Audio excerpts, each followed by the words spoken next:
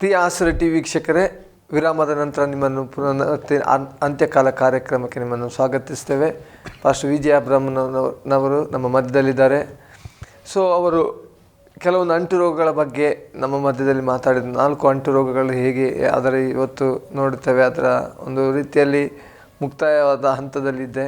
ಆದರೂ ಸಹ ಅದರ ವೈರಸ್ಗಳು ಇವತ್ತಿಗೂ ಸಹ ಇದೆ ಎಂಬುದಾಗಿ ನಾವು ಹೇಳ್ತೇವೆ. ಪಾಸ್ಟರ್ ಅವರು ಇನ್ನು ಮುಂದುವರೆದು ಮಾತಾಡುವಾಗ, ಪಾಸ್ಟರ್ ಈಗ ಅನೇಕ ಅಂಟು ರೋಗಗಳನ್ನು ನಾವು ನೋಡ್ತೇವೆ. ಅದು ಆಲ್ಮೋಸ್ಟ್ ಈಗ ನೀವು ಹೇಳಿದಾಗ ಅದು ಮುಕ್ತಾಯ ಅಂದರೆ ಅದಕ್ಕೊಂದು ಮದ್ದುಗಳನ್ನು ಕಂಡು ಹಿಡಿದಂಥ ಸ್ಟೇಜಿಗೆ ಬಂದಿದೆ. ಆದರೆ ಇವತ್ತು ಅನೇಕ ಅಂಟು ರೋಗಗಳನ್ನು ನಾವು ನೋಡ್ತಾ ಇದ್ದೇವೆ. ಅದರ ಬಗ್ಗೆ ನೀವು ಹೇಳೋದಾ? ಈಗ ಅದರ ಬಗ್ಗೆ ಹೇಳುವಾಗ ನಾನು ಈಗಾಗಲೇ ಹೇಳಿದೆ, H1N1, ಸಿಡುಬು, ಕಾಲರಾ, ಮಲೇರಿಯಾ ಇಂಥ ರೋಗಗಳ ಬಗ್ಗೆ ನಾನು ಹೇಳಿದೆ. ಇಂಗ್ಲೀಷಲ್ಲಿ ಈ ಎಲ್ಲ ರೋಗಗಳಿಗೆ ಸೇರಿ ಹೇಳುವಂಥ ಹೆಸರು ಪ್ಲೇಗ್ ಅಥವಾ ವ್ಯಾಧಿ, ಮಹಾವ್ಯಾಧಿ. ಅಂದರೆ ಲಕ್ಷಾಂತರ ಕೋಟ್ಯಂತರ ಜನರನ್ನು ಸಂಹಾರ ಮಾಡಲಿಕ್ಕೆ ಶಕ್ತಿಯುಳ್ಳಂಥ ವ್ಯಾಧಿ ಎಂಬುದಾಗಿ ಪ್ಲೇಗ್ ಎಂಬುದಾಗಿ ಹೇಳ್ತಾರೆ. ಹಿಂದೆಲ್ಲ ನಮ್ಮ ದೇಶದಲ್ಲಿ ಅನೇಕರು ಈ ರೀತಿ ಕೂಡ ನೆನೆಸಿಕೊಂಡಿದ್ದು ಉಂಟು. ಪ್ಲೇಗ್ ಎನ್ನುವಂಥದ್ದೇ ಒಂದು ರೋಗ ಅಂತ. ಹೌದು, ಪ್ಲೇಗ್ ಅನ್ನುವಂಥದ್ದು ರೋಗ ಅಲ್ಲ, ಪ್ಲೇಗ್ ಅನ್ನುವಂಥದ್ದು ಒಂದು ವ್ಯಾಧಿ ಅಂತ ಅಷ್ಟೇ ಅರ್ಥ. ಈಗ ಇರಲಿ, ಈ ವಿಜ್ಞಾನಿಗಳು ಎಷ್ಟೋ ಕಷ್ಟಪಟ್ಟು ಒಂದು ಮೆಡಿಸಿನ್ ಕಂಡುಹಿಡಿದ್ರೆ ಸ್ವಲ್ಪ ದಿನಗಳ ನಂತರ ಬೇರೆ ರೀತಿಯಲ್ಲಿ ಬರ್ತದೆ. ಇದಕ್ಕೆ ಕಾರಣ ಇದರ ಹಿಂದೆ ಇರುವಂಥ ವ್ಯಕ್ತಿ ದೇವರು ಎಂಬುದಾಗಿ ನಾವು ತಿಳಿದುಕೊಳ್ಬೇಕು. ಯಾಕಂತ ಹೇಳಿದರೆ ದೇವರ ಶಿಕ್ಷೆ. ಆ್ಯಕ್ಚುಲಿ ಈ ಲಕ್ಷಾಂತರ ಜನರು ಸಾಯುವಾಗ ಇದು ದೇವರಿಗೆ ಗೊತ್ತಿಲ್ಲದೆ ಆಗುವಂಥ ವಿಷಯವಲ್ಲ. ದೇವರ ಚಿತ್ತದ ಪ್ರಕಾರವೇ ಇದು ಆಗ್ತಾ ಇರ್ತದೆ. ಆದರೆ ದೇವರ ಕಡೆಗೆ ತಿರುಗಿ ಬಂದರೆ, ನಾವು ಓದಿದ್ದೇವೆ, ನೀವು ದೇವರ ವಾಕ್ಯವನ್ನು ನಂಬದೇ ಇರೋದ್ರಿಂದ ಈ ಅಶುಭಗಳು ಉಂಟಾಗ್ತವೆ. ನಂಬಿದರೆ ಏನಾಗ್ತದೆ, ಈ ರೋಗಗಳಿಂದ ನಿಮಗೆ ಬಿಡುಗಡೆ ಆಗ್ತದೆ ಅಂತ ದೇವರ ವಾಕ್ಯದಲ್ಲಿ ಸ್ಪಷ್ಟವಾಗಿ ಬರೆದಿದ್ದುಂಟು. ಈಗ ಮೊದಲು ಸೃಷ್ಟಿಕರ್ತನನ್ನು ನಂಬಬೇಕು. ಕರ್ತನಾಗಿರುವಂಥ ದೇವರನ್ನ ನಂಬಲಿಕ್ಕೆ ಸಿದ್ಧನಾದರೆ ಅಷ್ಟೇ ಇದರಿಂದ ಬಿಡುಗಡೆ. ಮತ್ತು ಸುಮ್ಮನೆ ನಂಬಿದ್ದೇನೆ ಅಂತ ಮಾತ್ರವಲ್ಲ, ನಂಬಿದಾಗ ಮಾನಸಾಂತರದ ಕ್ರಿಯೆಗಳನ್ನು ನಾವು ಜೀವಿತದಲ್ಲಿ ತೋರಿಸ್ಬೇಕು, ಮಾನಸಾಂತರದ ಫಲಗಳನ್ನು ನಮ್ಮ ಜೀವಿತದಲ್ಲಿ ತೋರಿಸ್ಬೇಕು. ಮತ್ತು ಮಾಡ್ತಾ ಇದ್ದಂಥ ಪಾಪ ದುಷ್ಕಾರ್ಯಗಳಿಂದ ಬಿಡುಗಡೆ ಆಗಬೇಕು. ಈಗ ಪಾಪ ಮಾಡ್ತಾಯಿದ್ರು ಕೂಡ ಅವನು ಕೂಡ ದೇವರೇ ನಂಬ್ತೇನೆ ಅಂತ ಹೇಳ್ತಾನೆ, ಅದು ಬೇರೆ ವಿಷಯ. ಆದರೆ ದೇವರನ್ನ ನಂಬುವವನು ಅವನು ತನ್ನ ಜೀವಿತವನ್ನು ಕ್ರಮಪಡಿಸಿಕೊಳ್ಳಬೇಕು. ಅವನು ತನ್ನ ಜೀವಿತದಲ್ಲಿ ಮಾಡ್ತಾ ಇದ್ದ ಪಾಪಗಳಿಗಾಗಿ ಪಶ್ಚಾತ್ತಾಪ ಪಡಬೇಕು. ಆಗ ದೇವರು ಏನು ಮಾಡ್ತಾರೆ, ಇವನನ್ನು, ಅವನ ದೇಶವನ್ನು, ಅವನ ಊರನ್ನು, ಅವನ ಕುಟುಂಬವನ್ನು ಬಿಡಿಸುವಾತನಾಗಿದ್ದಾನೆ. ಇರಲಿ, ನಮ್ಮ ವಿಷಯಕ್ಕೆ ಬರೋಣ. ನಾನು ಈಗಾಗಲೇ ಹೇಳಿದ ಅನೇಕ ರೋಗಗಳ ಬಗ್ಗೆ. ಇದು ಲಕ್ಷಾಂತರ ಜನರನ್ನು ಈ 1900ನೇ ಇಸವಿಯಿಂದ ಈಚೆಗೆ ಬಲಿ ತಗೊಂಡು, ಆಚೆಗೆ ಕೂಡ ದೇಶ ಖಾಲಿಯಾದಂಥ ಅನೇಕ ಸಂದರ್ಭಗಳು ಇದ್ದಾವೆ. ಅನೇಕ ಕಡೆ ದೇಶವೇ ಅಥವಾ ಅರ್ಧ ಮುಕ್ಕಾಲು ಭಾಗ ಎಲ್ಲ ರೋಗಗಳಿಂದಲೇ ಸತ್ತದ್ದು ಚರಿತ್ರೆಯಲ್ಲಿ ಬಹಳ ಉಂಟು. ನಾನು ಕಳೆದ ಒಂದು ಎಪಿಸೋಡ್ಗಳಲ್ಲಿ ಹೇಳುವಾಗ ಹೇಳಿದ್ದೆ, ಯುರೋಪ್ ಖಂಡದ ಅರ್ಧ ಜನ ಬ್ಲ್ಯಾಕ್ ಡೆತ್ ಅಂತ ಹೇಳ್ತಾರೆ, ಕಪ್ಪು ಮರಣ ಅಂತ. ಅಂದರೆ ಬ್ಲ್ಯಾಕ್ ಡೆತ್ ಆಫ್ ಯುರೋಪ್ ಅಂತ, ಅಂದರೆ ಪ್ಲೇಗ್ನಿಂದ, ಅಂಟು ರೋಗದಿಂದ ಸತ್ತದ್ದುಂಟು. ಆ ರೀತಿಯಾಗಿ ಬೇರೆ ಬೇರೆ ಸಾಮ್ರಾಜ್ಯಗಳಲ್ಲಿ, ನಮ್ಮ ದೇಶದಲ್ಲೇ 100 ವರ್ಷ, 200 ವರ್ಷ, 300 ವರ್ಷ, 400 ವರ್ಷ, 500, 600, 800 ವರ್ಷಗಳ ಹಿಂದೆ ಎಲ್ಲ ಎಷ್ಟೆಲ್ಲ ಅಂಟು ರೋಗಗಳು ಬಂದು ಊರಿಗೆ ಖಾಲಿಯಾಗಿದ್ದುಂಟು, ಸತ್ತು ಸಂಹಾರವಾಗಿದ್ದುಂಟು. ಮತ್ತು ಸತ್ಯವೇದ ಬೈಬಲ್ದಲ್ಲಿ ನಾವು ನೋಡ್ತೇವೆ, ದೇವರ ವಾಕ್ಯಕ್ಕೆ ವಿರುದ್ಧವಾಗಿ ಇಸ್ರಾಯೇಲ್ ಜನ ನಿಲ್ಲುವಾಗ ಮಹಾವ್ಯಾಧಿ ಉಂಟಾಯಿತು.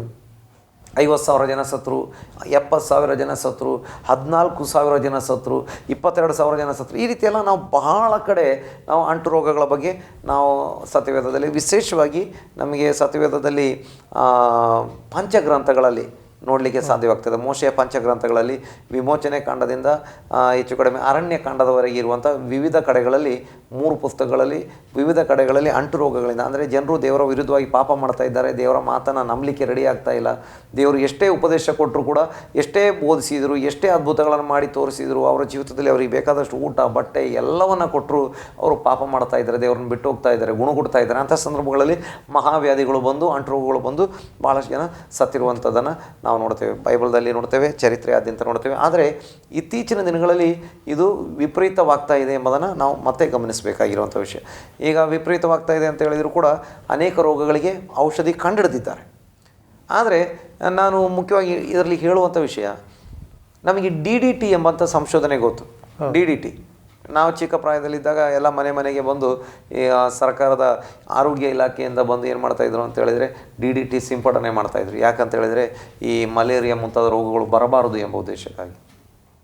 ಅಂದರೆ ಮಲೇರಿಯಾ ಬರುವುದು ಹೇಗೆ ಅಂತ ವಿಜ್ಞಾನಿಗಳು ಕಂಡುಹಿಡಿದ್ರು. ಏನು, ಸೊಳ್ಳೆಯಿಂದ. ಆ ಸೊಳ್ಳೆಯಿಂದ ಏನಾಗ್ತದೆ, ಮಲೇರಿಯಾ ಬರ್ತದೆ. ಸೊಳ್ಳೆಗಳ ಸಂಹಾರಕ್ಕಾಗಿ DDTಯನ್ನು ಸಿಂಪಡಣೆ ಮಾಡೋಣ ಅಂತ.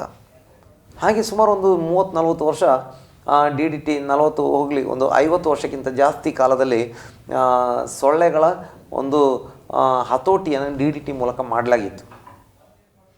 ಡಿ ಡಿ ಟಿ ಮತ್ತು ಸೊಳ್ಳೆ ನಿರಂತರ ಫೈಟಿಂಗ್ ಹೀಗೆ ಬಂದು 1984ರಲ್ಲಿ ವಿಜ್ಞಾನಿಗಳು ಸೊಳ್ಳೆಯಲ್ಲಿ ಒಂದು ವಿಶೇಷವಾದಂಥ ಆವಿಷ್ಕಾರವನ್ನು ಮಾಡಿದರು. ಏನಂತ ಹೇಳಿದರೆ, ಸೊಳ್ಳೆಗಳಲ್ಲಿ ಒಂದು ಗುಂಪು ಸೊಳ್ಳೆಗಳು ಡಿ ಡಿ ಟಿಯ ಮೇಲೆ ರೋಗ ಪ್ರತಿರೋಧಕ ಶಕ್ತಿಯನ್ನು ಪಡೆದುಕೊಂಡು ಬಿಟ್ಟಿದ್ದಾವೆ ಅಂತ. ಸೊಳ್ಳೆಗಳ ಮೇಲೆ ಪ್ರಯೋಗ ಮಾಡಿ ಸೊಳ್ಳೆಗಳು ಸಾಯ್ತಾನೆ ಬಂದವು. ಮಲೇರಿಯಾ ಹತೋಟಿಯಲ್ಲಿ ಇರುವಂಥ ಸಮಯದಲ್ಲಿ ಮಲೇರಿಯಾಗೆ ಬೇರೆ ಮದ್ದು ಕೂಡ ಇತ್ತು. ಇನ್ನು ಸೊಳ್ಳೆ ಪರದೆ ಹಾಕಿ ಮಲಗ್ತಾಯಿದ್ರು, ಸೊಳ್ಳೆಯಿಂದ ತಪ್ಪಿಸ್ಕೊಳ್ಬೇಕು, ಮಲೇರಿಯಾ ಬರಬಾರ್ದು ಅಂತ.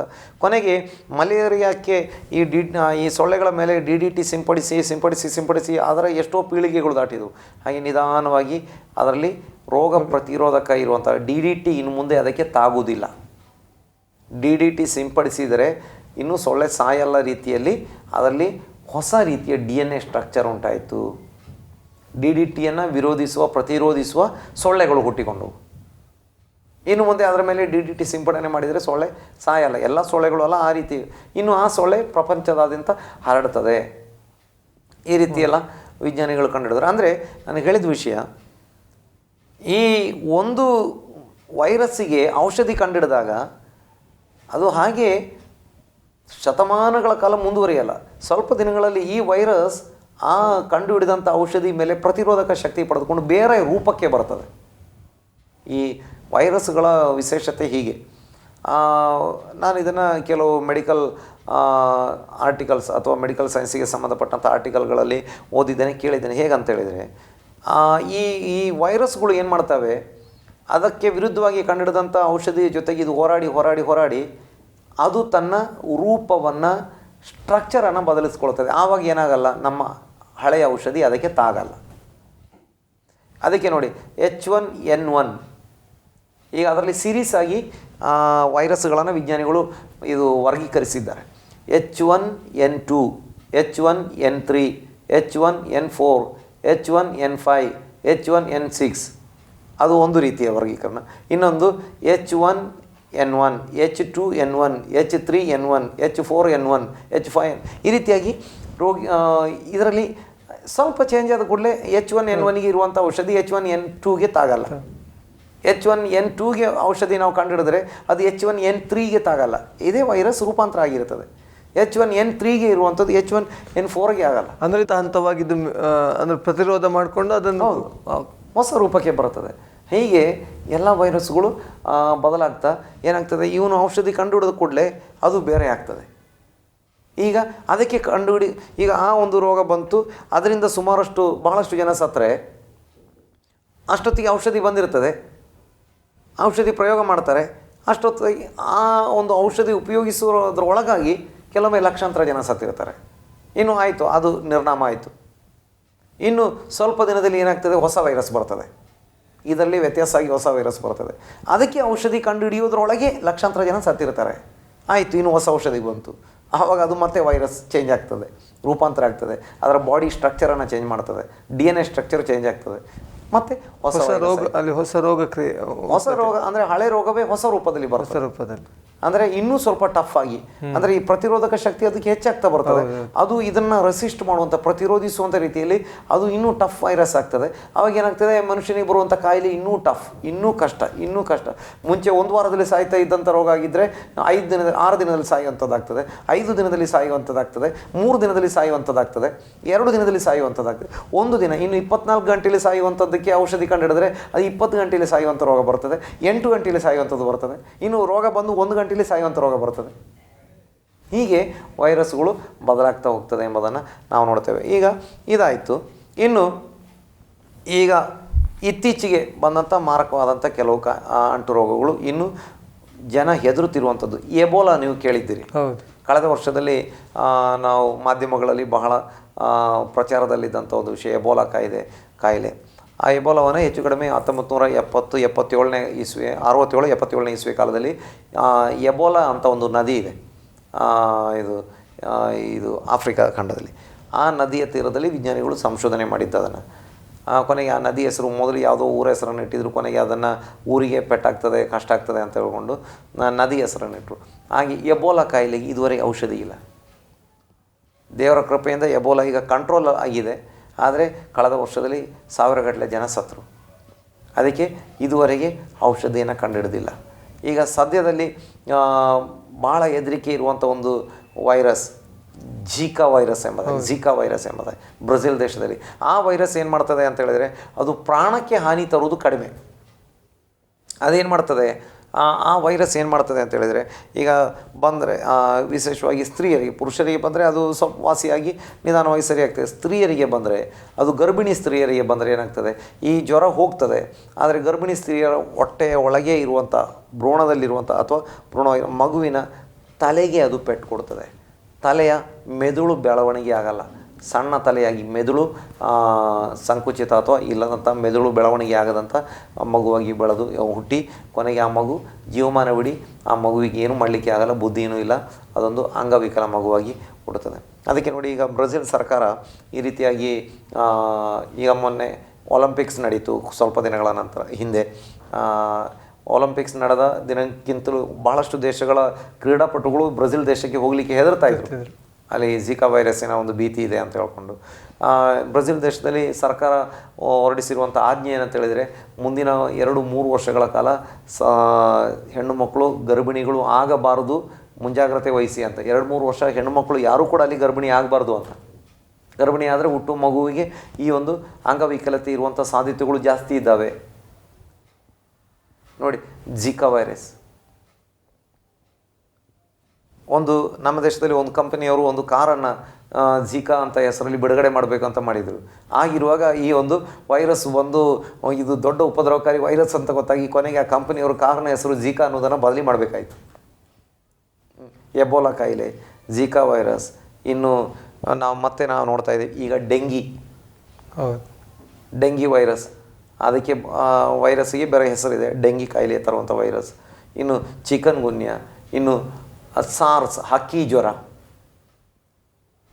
ಇನ್ನು ಇಲಿ ಜ್ವರ, ಹಂದಿ ಜ್ವರ, H1N1ಗೆ ಹಂದಿ ಜ್ವರ ಅಂತ ಹೇಳ್ತಾರೆ. ಅಂದರೆ ನೋಡಿ, ಪ್ರಾಣಿಗಳಿಗೆ ಇರುವಂಥ ಕಾಯಿಲೆಗಳು ಈಗ ಏನಾಗ್ತಾ ಇದ್ದಾವೆ, ಮನುಷ್ಯನಿಗೆ ಬರ್ತಾ ಇದ್ದಾವೆ. ಹೀಗೆ ಹೊಸ ಹೊಸ ಹೊಸ ಹೊಸ ಅಂಟು ರೋಗಗಳು ಬರ್ತಾ ಇದ್ದಾವೆ. ಇನ್ನು ನಾನು ಕೆಲವು ಮೆಡಿಕಲ್ ಜರ್ನಲ್ಗಳಲ್ಲಿ ಕೇಳಿದ್ದೇನೆ, ಆರ್ಟಿಕಲ್ಗಳಲ್ಲಿ ಓದಿದ್ದೇನೆ, ಕೇಳಿದ್ದೇನೆ, ರೋಗ ತಾಗಿದರೆ 8 ಗಂಟೆಯಲ್ಲಿ ಕೊಂದು ಹಾಕಲಿಕ್ಕೆ ಸಾಧ್ಯವಾಗುವಂಥ ಅಣುಗಳು ಪತ್ತೆಯಾಗಿದ್ದಾವೆ, ವೈರಸ್ಗಳು ಪತ್ತೆಯಾಗಿದ್ದಾವೆ. ಮನುಷ್ಯನಿಗೆ ಆ ಅಣು ತಾಗಿದರೆ, ಆ ವೈರಸ್ ತಾಗಿದರೆ 8 ಗಂಟೆಯಲ್ಲಿ ಅವನ ಜೀವ ಹೋಗ್ತದೆ. ಅಂದರೆ ಈ ರೀತಿಯಾಗಿ ಪತ್ತೆ ಆಗಿರುವ ವೈರಸ್ಸುಗಳು ಇದ್ದಾವೆ, ಪತ್ತೆ ಆಗದಿರುವ ವೈರಸ್ಸುಗಳು ಇದ್ದಾವೆ. ಈಗ ನೋಡಿ, ಥೈಲ್ಯಾಂಡಲ್ಲಾಗಲಿ, ಮಲೇಷಿಯಾದಲ್ಲಾಗಲಿ, ಅಮೇರಿಕಾದಲ್ಲಾಗಲಿ, ಯುರೋಪ್ ಖಂಡದಲ್ಲಿ ಯಾವುದೇ ಒಂದು ದೇಶದಲ್ಲಾಗಲಿ, ಆಫ್ರಿಕಾದ ಯಾವುದೇ ಒಂದು ಭಾಗದಲ್ಲಾಗಲಿ ಒಂದು ಹೊಸ ರೋಗ ಪ್ರತ್ಯಕ್ಷವಾದರೆ ಅದು ಜಗತ್ತಿನಾದ್ಯಂತ ಪ್ರಸರಿಸಲಿಕ್ಕೆ ಸಮಯ ಭಾಳ ತಾಗಲ್ಲ. ಈಗ ಹಳೆ ಕಾಲದಲ್ಲಾದರೆ ಆ ಇದ್ದ ಊರಿನಿಂದ ಆ ಕಡೆ ಈ ಕಡೆ ಹೋಗುವಂಥದ್ದು ಕಡಿಮೆ ಆಗಿರೋದ್ರಿಂದ ಕೆಲವೊಮ್ಮೆ ಆ ಊರಿನಿಂದ ಓಡಿ ಹೋಗಿ ಬೇರೆ ಊರಿಗೆ ಹೋಗಿದ್ದರೆ ಆ ಊರಿನವರು ಕೆಲವೊಮ್ಮೆ ಸಾಯ್ತಾಯಿದ್ರು. ಹಾಗೆ ಕೆಲವೊಂದು ಭಾಗಗಳು ಖಾಲಿಯಾದಾಗ ಮತ್ತು ಅಲ್ಲಿಗೆ ಜನ ಖಾಲಿ ಆಗ್ತಾಯಿದ್ರು, ಮತ್ತು ಉಳಿದ ಊರುಗಳು ಉಳಿತಾ ಇದ್ದವು. ಈಗ ಹಾಗಲ್ಲ, ಈಗ ಪ್ರಯಾಣ ಹೆಚ್ಚು. ಜಗತ್ತು ಈಗ ನಮಗೆ ಇಲ್ಲಿಂದ ಅಮೇರಿಕಾ ಹೋಗಲಿಕ್ಕೆ 20 ಗಂಟೆಯಲ್ಲಿ ಹೋಗಲಿಕ್ಕೆ ಆಗ್ತದೆ. ಅಲ್ಲಿಂದ ಟೋಕಿಯೋ ಹೋಗಲಿಕ್ಕೆ ಕೆಲವು ಗಂಟೆಗಳಲ್ಲಿ ಹೋಗಲಿಕ್ಕೆ ಆಗ್ತದೆ. ಟೋಕಿಯೋದಿಂದ ಮತ್ತು ಬೇರೆ ಸಿಡ್ನಿಗೆ ಬರಲಿಕ್ಕೆ ಕೆಲವು ಗಂಟೆಯಲ್ಲಿ. ಹೀಗೆ ಪ್ರಪಂಚವನ್ನು ಸುತ್ತಲಿಕ್ಕೆ ಏನು ಭಾಳ ಹೊತ್ತಾಗಲ್ಲ. ವೈರಸ್ ಇರುವಂಥ ವ್ಯಕ್ತಿ ಯಾವ ಮೂಲೆಯಿಂದ ಯಾವ ಮೂಲೆಗೆ ತೆಗೆದುಕೊಂಡು ಹೋಗಲಿಕ್ಕೆ ಆಗ್ತದೆ. ದೇವರ ವಾಕ್ಯದಲ್ಲಿ ಅಂತ್ಯಕಾಲದಲ್ಲಿ ಅಂಟು ರೋಗಗಳು ಬರ್ತವೆ. ಇನ್ನೊಂದು ವಿಷಯ ಹೇಳ್ತಾರೆ, ಈಗ ಅಣುಬಾಂಬ್ ರೆಡಿ ಮಾಡಿ ಇಟ್ಟಿರೋ ಥರನೇ ರಾಸಾಯನಿಕ ಅಸ್ತ್ರಗಳಿದ್ದಾವೆ, ಅಂದರೆ ಕೆಮಿಕಲ್ ವೆಪನ್ಸ್ ಅಂತ. ಹಾಗೆ ಜೈವಿಕ ಅಸ್ತ್ರಗಳು ಅಂತ ಮಾಡಿ ಇಟ್ಟಿದ್ದಾರೆ. ಅಂದರೆ ಜೈವಿಕ ಅಸ್ತ್ರಗಳು ಅಂದರೆ ಜೈವಿಕ ಬಾಂಬ್ ಅಂದರೆ ಇದೆ. ನಾನು ಈಗಾಗಲೇ ಕೆಲವೊಂದರಲ್ಲಿ ಹೇಳಿದ್ದೇನೆ, ಈ ವೈರಸ್ಗಳ ಬಾಂಬ್, ರೋಗದ ವೈರಸ್ಗಳು ತುಂಬಿರುವಂಥ ಬಾಂಬ್. ಅಂದರೆ ಅದು ಸ್ಫೋಟ ಆಗಿ ಬೆಂಕಿ ತಾಗುವಂಥದ್ದು, ಕಟ್ಟಡ ಉರುಳಿ ಬೀಳುವಂಥದ್ದು, ಅಥವಾ ಇದು ಕೈಕಾಲು ಛಿದ್ರ ಆಗುವಂಥದ್ದು, ಇಂಥದ್ದೇನು ಅದರಲ್ಲಿ ಆಗಲ್ಲ. ಅದು ಎಲ್ಲಿ ಒಂದು ತೆರೆದು ಬಿಟ್ಟರೆ ಸಾಕು, ಅದು ಊರಿಡೀ ದೇಶ ಇಡೀ ಪ್ರಸರಿಸ್ತದೆ, ಆ ರೋಗ ಬಂದುಬಿಡ್ತದೆ.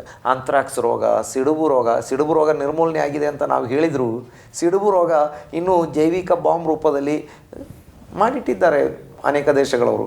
ಮಲೇರಿಯಾ ಮತ್ತು ಎಬೋಲಾ, ಬೇರೆ ಬೇರೆ ಎಲ್ಲ ಕಾಯಿಲೆಗಳ ವೈರಸ್ಗಳನ್ನು ಸ್ಟಾಕ್ ಮಾಡಿಟ್ಟಿದ್ದಾರೆ. ಯುದ್ಧಗಳು ನಡೀತವೆ.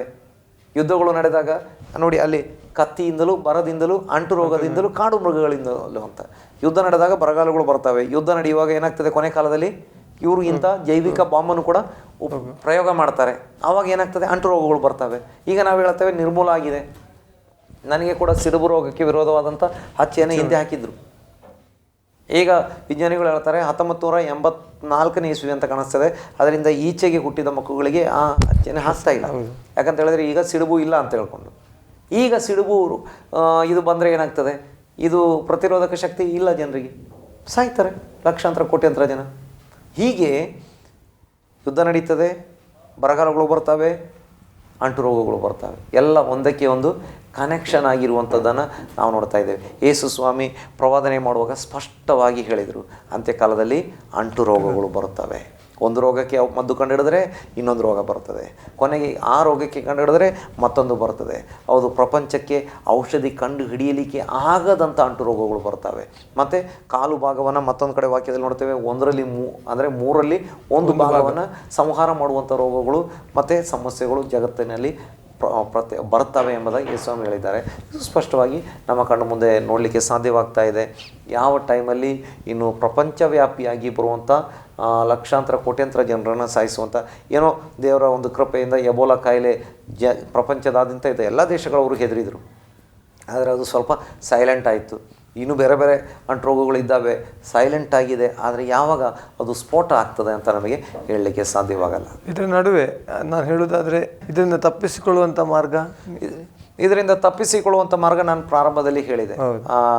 ನಾವು ವಿಮೋಚನೆ ಕಾಂಡ ಪುಸ್ತಕ, ಧರ್ಮೋಪದೇಶ ಕಾಂಡ ಪುಸ್ತಕ 28ನೇ ಅಧ್ಯಾಯದಲ್ಲಿ ಹೇಳಿದೆ, ಯೆಹೋವನ ಮಾತನ್ನು ಕೇಳಿ ಅನುಸರಿಸಿದರೆ ನಿಮಗೆ ಶುಭ ಉಂಟಾಗ್ತದೆ. ಏನು ಮಾಡಬೇಕು? ಒಂದು, ಕರ್ತನನ್ನು ನಂಬಬೇಕು, ಸೃಷ್ಟಿಕರ್ತನನ್ನು ನಂಬಬೇಕು. ಮಾತ್ರವಲ್ಲ, ಯೇಸು ಕ್ರಿಸ್ತನನ್ನು ನಂಬಿ ಪಾಪಗಳಿಗಾಗಿ ಪಶ್ಚಾತ್ತಾಪ ಪಡಬೇಕು. ದೇವರ ವಾಕ್ಯದಲ್ಲಿ ನೋಡ್ತೇವೆ. ಒಂದು ವಾಕ್ಯವನ್ನು ಓದಿಕೊಂಡು ನಾನು ಕೂಡ ನಿಲ್ಲಿಸಲಿಕ್ಕೆ ಇಷ್ಟಪಡ್ತಾ ಇದ್ದೇನೆ. ನಮಗೆ 2 ಪೂರ್ವಕಾಲ ವೃತ್ತಾಂತಕ್ಕೆ ಬರುವಾಗ ಅದರ 7ನೇ ಅಧ್ಯಾಯ 14ನೇ ವಾಕ್ಯವನ್ನು ಓದುವಾಗ, ನನ್ನವರೆಂದು ಹೆಸರುಗೊಂಡ ನನ್ನ ಪ್ರಜೆಗಳು ತಮ್ಮನ್ನು ತಗ್ಗಿಸಿಕೊಂಡು ತಮ್ಮ ಕೆಟ್ಟ ನಡತೆಯನ್ನು ಬಿಟ್ಟು ತಿರುಗಿಕೊಂಡು ನನ್ನನ್ನು ಪ್ರಾರ್ಥಿಸಿ ನನ್ನ ದರ್ಶನವನ್ನು ಬಯಸುವುದಾದರೆ ನಾನು ಪರಲೋಕದಿಂದ ಲಾಲಿಸಿ ಅವರ ಪಾಪಗಳನ್ನು ಕ್ಷಮಿಸಿ ಅವರ ದೇಶದಲ್ಲಿ ಆರೋಗ್ಯವನ್ನು ದಯಪಾಲಿಸುವೆನು. ನೋಡಿ ಎಷ್ಟು ಸ್ಪಷ್ಟವಾಗಿ ದೇವರ ಮಕ್ಕಳು ಏನು ಮಾಡಬೇಕು? ಒಂದು, ತಮ್ಮನ್ನು ತಗ್ಗಿಸಿಕೊಳ್ಳಬೇಕು. ಅಥವಾ ಪ್ರಪಂಚದ ಎಲ್ಲ ಜನರು, ನಿನವೆ ಪಟ್ಟಣವನ್ನು ದೇವರು ಹೇಳ್ತಾರೆ ಯೋನ ಪ್ರವಾದಿ ಮೂಲಕವಾಗಿ, 40 ದಿನಗಳ ನಂತರ ನಿನವೆ ಪಟ್ಟಣ ಕೆಡವಲ್ಪಡ್ತದೆ ಎಂಬುದಾಗಿ. ಅವರೆಲ್ಲರೂ, ಇಡೀ ಪಟ್ಟಣದ ಜನ ಯಾರೂ ಕೂಡ ದೇವರನ್ನು ನಂಬಿದಂಥವರಾಗಿರಲಿಲ್ಲ, ಅಥವಾ ಸೃಷ್ಟಿಕರ್ತನೇ ದೇವರನ್ನು ನಂಬಿದಂಥವರಾಗಿರಲಿಲ್ಲ. ಬೈಬಲಿನಲ್ಲಿ ಬರೆಯಲ್ಪಟ್ಟಿರುವಂಥ ಯೆಹೋವ ದೇವರು ಅಥವಾ ಸೃಷ್ಟಿಕರ್ತನಾಗಿರುವಂಥ ದೇವರು ನಂಬಿದವರಾಗಿರಲಿಲ್ಲ. ಅವರೆಲ್ಲರೂ ತಮ್ಮ ತಮ್ಮ ಮನಸ್ಸಿಗೆ ಬಂದಾಗಿ ಸೃಷ್ಟಿ ವಸ್ತುಗಳನ್ನು ಪೂಜಿಸುವಂಥವರಾಗಿದ್ದರು. ಅವ್ರು ಏನು ಮಾಡಿದರು? ಎಲ್ಲರೂ ಪಶ್ಚಾತ್ತಾಪಪಟ್ಟು ರಾಜನಿಂದ ಹಿಡಿದು ಆ ದಾಸಿಯವರೆಗೆ ಪಶ್ಚಾತ್ತಾಪಪಟ್ಟು ಅವರು ದೇವರ ಸನ್ನಿಧಿಯಲ್ಲಿ ಮೊರೆ ಇಟ್ಟು ಪ್ರಾರ್ಥನೆ ಮಾಡ್ತಾರೆ. ದೇವರು ಅವರ ಮೇಲೆ ಅವರಿಗೆ ಬರಮಾಡಬೇಕು ಅಂತ ಇದ್ದಂಥ ಆ ಒಂದು ಕೇಡಿನಿಂದ, ವಿಪತ್ತಿನಿಂದ ಅವ್ರನ್ನ ತಪ್ಪಿಸ್ತಾರೆ. ಹಾಗೆ ಇಲ್ಲಿ ದೇವರ ವಾಕ್ಯ ಹೇಳ್ತದೆ, ಒಂದು ದೇವರ ಮಕ್ಕಳು, ನನ್ನವರೆನಿಸಿಕೊಂಡಿರುವ ನನ್ನ ಜನರು, ಒಂದು ದೇವರನ್ನು ತಿಳಿದುಕೊಂಡಿರುವಂಥ, ರಕ್ಷಣೆ ಹೊಂದಿದಂಥ ದೇವರ ಮಕ್ಕಳು ತಮ್ಮನ್ನು ತಗ್ಗಿಸಿಕೊಂಡು ತಮ್ಮ ಪಾಪಗಳಿಗಾಗಿ ಪಶ್ಚಾತ್ತಾಪಪಟ್ಟು ದೇವರ ಬಳಿ ಪ್ರಾರ್ಥನೆ ಮಾಡಬೇಕು. 2ನೇದಾಗಿ ಲೋಕದ ಜನರು ಕರ್ತನ ಕಡೆಗೆ ಬರಬೇಕು, ಒಂದು ಪಶ್ಚಾತ್ತಾಪ ಪಡಬೇಕು, ಪಾಪಗಳಿಗಾಗಿ ಪಶ್ಚಾತ್ತಾಪ ಪಡಬೇಕು. ಪಶ್ಚಾತ್ತಾಪಪಟ್ಟು ಯೇಸು ಕ್ರಿಸ್ತನನ್ನು ರಕ್ಷಕನಾಗಿ ಕರ್ತನಾಗಿ ಸ್ವೀಕರಿಸುವುದಾದರೆ ದೇವರ ವಾಕ್ಯ ಹೇಳುತ್ತದೆ, ತಮ್ಮ ಕೆಟ್ಟ ನಡತೆಯನ್ನು ಬಿಟ್ಟು ತಿರುಗಿಕೊಂಡು ನನ್ನನ್ನು ಪ್ರಾರ್ಥಿಸಿ ನನ್ನ ದರ್ಶನವನ್ನು ಬಯಸುವುದಾದರೆ ನಾನು ಪರಲೋಕದಿಂದ ಲಾಲಿಸಿ ಅವರ ಪಾಪಗಳನ್ನು ಕ್ಷಮಿಸಿ ಅವರ ದೇಶದಲ್ಲಿ ಆರೋಗ್ಯವನ್ನು ದಯಪಾಲಿಸುವೆನು. ಅವರ ಪಾಪಗಳನ್ನು ಕ್ಷಮಿಸ್ತೇನೆ, ಅವರ ದೇಶದಲ್ಲಿ ಆರೋಗ್ಯವನ್ನು, ಸೌಖ್ಯವನ್ನು, ಹೀಲಿಂಗ್ ನಾನು ದಯಪಾಲಿಸ್ತೇನೆ ಎಂಬುದಾಗಿ ಹೇಳಿದ್ದಾರೆ. ಒಂದೇ ಒಂದು ಮಾರ್ಗ, ಕರ್ತನ ಕಡೆಗೆ ತಿರುಗಿಕೊಂಡು ಪಾಪಗಳಿಗಾಗಿ ಪಶ್ಚಾತ್ತಾಪ ಪಡುವಂಥದ್ದು. ಹಾಗಾದರೆ ಇವೆಲ್ಲವುಗಳಿಂದ ತಪ್ಪಿಸ್ಕೊಳ್ಳಿಕ್ಕೆ, ಅದಕ್ಕೆ ಯೇಸು ಹೇಳಿದೆ, ಬರಲಿರುವ ಇವೆಲ್ಲವುಗಳಿಂದ ತಪ್ಪಿಸಿಕೊಳ್ಳುವುದಕ್ಕೂ ಮನುಷ್ಯ ಕುಮಾರನ ಮುಂದೆ ನಿಂತುಕೊಳ್ಳುವುದಕ್ಕೂ ಶಕ್ತರಾಗುವಂತೆ ನೀವೇನು ಮಾಡಿರಿ, ಪ್ರಾರ್ಥನೆ ವಿಜ್ಞಾಪನೆಗಳನ್ನು ಮಾಡಿರಿ. ಇವೆಲ್ಲವುಗಳಿಂದ ತಪ್ಪಿಸ್ಕೊಳ್ಬೇಕು ಅಂತೇಳಿದರೆ ಮತ್ತು ಕರ್ತನಾಗಿರೋ ಯೇಸು ಕ್ರಿಸ್ತನ ಇವೆಲ್ಲ ಯಾಕೆ ಬರ್ತದೆ, ಮನುಷ್ಯಕುಮಾರ ಪ್ರತ್ಯಕ್ಷನಾಗಲಿಕ್ಕಿದ್ದಾನೆ, ಅದಕ್ಕೆ ಸೂಚನೆಗಳು. ಇವೆಲ್ಲವುಗಳಿಂದ ತಪ್ಪಿಸ್ಕೊಳ್ಬೇಕು ಮತ್ತು ಯೇಸು ಕ್ರಿಸ್ತನ ಮುಂದೆ ನಿಲ್ಲಬೇಕು. ಅಂದರೆ ನ್ಯಾಯ ತೀರ್ಪು, ನರಕದಿಂದ ತಪ್ಪಿಸ್ಕೊಳ್ಬೇಕು ಅಂತೇಳಿದರೆ ನೀವು ಏನು ಮಾಡಬೇಕು ಅಂತೇಳಿದರೆ ಪ್ರಾರ್ಥನೆ ವಿಜ್ಞಾಪನೆ ಮಾಡಿರಿ. ಪಾಪಗಳಿಗಾಗಿ ಪಶ್ಚಾತ್ತಾಪಪಟ್ಟು ಯೇಸು ಕ್ರಿಸ್ತನ ಹೃದಯದಲ್ಲಿ ಸ್ವೀಕರಿಸಿರಿ, ನೀವು ರಕ್ಷಣೆ ಹೊಂದಿರಿ. ಆಗ ನಿಮಗೆ ತಪ್ಪಿಸ್ಕೊಳ್ಳಿಕ್ಕೆ ಆಗ್ತದೆ, ನೀತಿ ಜೀವ ಪಡೆದುಕೊಳ್ಳಿಕ್ಕೆ ಸಾಧ್ಯವಾಗ್ತದೆ. ಓಕೆ, ಪ್ರಿಯ ಆಸರೆ ಟಿ ವೀಕ್ಷಕರೇ, ನನ್ನನಿಸ್ತಾನೆ ಇವತ್ತಿನ ಒಂದು ಕಾರ್ಯಕ್ರಮ ಅಂತ್ಯಕಾಲ ನಿಮಗೆ ಆಶೀರ್ವಾದವಾಯಿತು. ಒಂದು ವೇಳೆ ಇವತ್ತು ನೀವು ಭಯದಲ್ಲಿ ಈ ರೋಗದ ಕುರಿತಾಗಿ ಅಥವಾ ಅನೇಕ ನಡೆಯುವಂಥ ಅಂಟು ರೋಗಗಳ ಕುರಿತಾಗಿ ನೀವು ಭಯಪಡ್ತಾ ಇರುತ್ತಾರೆ, ಅಥವಾ ಲೋಕದಲ್ಲಿ ನಡೆಯುವ ಸಂಗತಿಗಳ ಕುರಿತಾಗಿ ನೀವು ಭಯಪಡುತ್ತಾರೆ, ಅದು ಭಯಪಡುವ ಅಗತ್ಯವಿಲ್ಲ. ಯೇಸು ಕ್ರಿಸ್ತನು ತಾನೇ ಹೇಳಿದ್ದಾನೆ, ಆತನ ನಂಬುವವರಿಗೆ ಅವುಗಳೆಲ್ಲರೂ ತಪ್ಪಿಸುವ ಶಕ್ತನಾದ ದೇವರಾಗಿದ್ದಾನೆ. ನೀವು ಆತನನ್ನು ಮೊರೆ ಹಿಡಿದಾದರೆ ಈ ಎಲ್ಲ ಸಂಗತಿಗಳನ್ನು ಬಿಡುಗಡೆ ಕೊಡ್ತಾನೆ. ಮಾತ್ರವಲ್ಲ, ನಿಮ್ಮಲ್ಲಿ ಒಂದು ಹೊಸ ನಿರೀಕ್ಷೆಯನ್ನು ಸಹ ಆತನು ಹುಟ್ಟಿಸುವವನಾಗಿದ್ದಾನೆ. ಪ್ರಿಯ ಆಸರೆ ಟಿ ವೀಕ್ಷಕರಿಗೆ, ಇವತ್ತಿನ ಕಾರ್ಯಕ್ರಮ ನೀವು ಆಶೀರ್ವದಿಸಲ್ಪಟ್ಟಿದ್ದೀರಿ, ಅದಕ್ಕಾಗಿ ನಾನು ನಂಬ್ತೇನೆ, ಹಾಗೆ ನಂಬ್ತೇನೆ ನೀವು ಆಶೀರ್ವದಿಸಲ್ಪಟ್ಟಿದ್ದೀರಿ ಎಂಬುದಾಗಿ ನಂಬ್ತೇನೆ. ಮತ್ತು ಈ ಒಂದು ಕಾರ್ಯಕ್ರಮದಲ್ಲಿ ತಮ್ಮ ಬಿಡುವಿಲ್ಲದ ಸಮಯದಲ್ಲಿ ನಮ್ಮ ಮಧ್ಯದಲ್ಲಿ ವಿವರವಾಗಿ ನಮಗೆ ತಿಳಿಸಿ ಅಂತ್ಯಕಾಲದ ಕುರಿತಾಗಿ ನಮಗೆ ವಿವರಿಸಿದಂಥ, ಚರ್ಚಿಸಿರುವಂಥ ಪಾಸ್ಟರ್ ವಿಜೆ ಅಬ್ರಾಹಂ ಅವರನ್ನು ನಮ್ಮ ಆಸರೆ ಟಿ ವಿ ಪರವಾಗಿ ಮತ್ತು ನೋಡುವಂಥ ವೀಕ್ಷಕರೆಲ್ಲರ ಪರವಾಗಿ ಅಭಿನಂದನೆ ಸಲ್ಲಿಸುವನಾಗಿದ್ದೇನೆ. ಧನ್ಯವಾದ. ಪ್ರಿಯ ಆಸರೆ ಟಿ ವಿ ವೀಕ್ಷಕರೇ, ಇನ್ನೊಂದು ಕಾರ್ಯಕ್ರಮದಲ್ಲಿ ಇನ್ನೊಂದು ವಿಷಯಗಳನ್ನು ಹಿಡ್ಕೊಂಡು ಅಂತ್ಯಕಾಲದ ವಿಷಯವಾಗಿ ನಾವು ಬರಲಿಕ್ಕಿದ್ದೇವೆ. ಅಲ್ಲಿವರೆಗೆ ತಪ್ಪದೆ ವೀಕ್ಷಿಸಿರಿ ಆಸರೆ ಟಿ ವಿ. ಅದು ಮಾತ್ರವಲ್ಲ, ಅದರ ಮಧ್ಯದಲ್ಲಿ ನಾನು ನಿಮಗೆ ಹೇಳಲಿಕ್ಕೆ ಬಯಸ್ತೇನೆ, ಈ ಅಂತ್ಯಕಾಲದ ಒಂದು ಕುರಿತಾಗಿ ನೀವು ಇತರರಿಗೆ ತಿಳಿಸಿರಿ. ಯಾಕಂತ ಹೇಳಿದರೆ ಅಂತ್ಯಕಾಲ ಇವತ್ತಿನ ಕಾಲದ ಅಂದರೆ ಯುಗದ ಸಮಾಪ್ತಿಯಲ್ಲಿ, ಕ್ರಿಸ್ತನ ಬರೋಣದ ಹತ್ತಿರದಲ್ಲಿ ನಾವಿದ್ದೇವೆ. ಎಲ್ಲರನ್ನೂ ಸಿದ್ಧ ಮಾಡಬೇಕಾದಂಥ ಒಂದು ಕಾಲಘಟ್ಟದಲ್ಲಿ ನಾವಿದ್ದೇವೆ. ಇದರ ಕುರಿತಾಗಿ ಅನೇಕರಿಗೆ ತಿಳಿಸಿರಿ ಮತ್ತು ಕ್ರಿಸ್ತನ ಕಡೆಗೆ ನಡೆಸುವುದಕ್ಕಾಗಿ ನೀವು ಪ್ರಯತ್ನ ಮಾಡಿರಿ. ಇನ್ನೊಂದು ಕಾರ್ಯಕ್ರಮ ನಿಮ್ಮ ಬಳಿಗೆ ಬರುವವರೆಗೆ ತಪ್ಪದೆ ವೀಕ್ಷಿಸಿ ಆಸರೆ ಟಿ ವಿ. ವಂದನೆಗಳೊಂದಿಗೆ.